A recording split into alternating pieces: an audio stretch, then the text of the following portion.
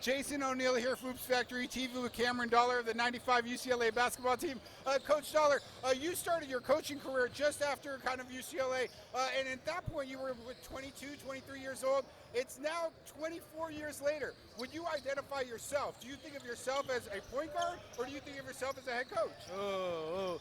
You know what? It's a mixed answer because even as a point guard, I always try to be a coach on the floor.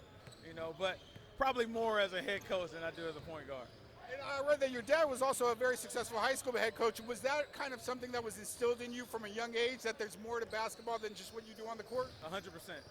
My dad is the reason why I started coaching. So I used to be at his knee and watching him, not only on the court, but taking care of his players off the court. And it was something I always wanted to do.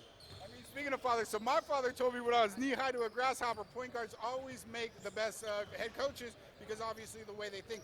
Do you think that, like, your kind of thought process, is that something that was ingrained to you, or is that something that, like, you were born with, or is it something you really have to work on to get to that point? You know what? I think it's twofold, right? Because especially now in our culture now, right, with social media and kind of this culture forces you to kind of want to be internal and just do you, right?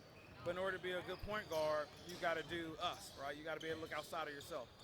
I was fortunate to grow up and watch that and watch my dad, but not only how he coached point guards do it, but then I went to some good high schools as well along the way and then played for some good college coaches that continue to help me improve in being a point guard.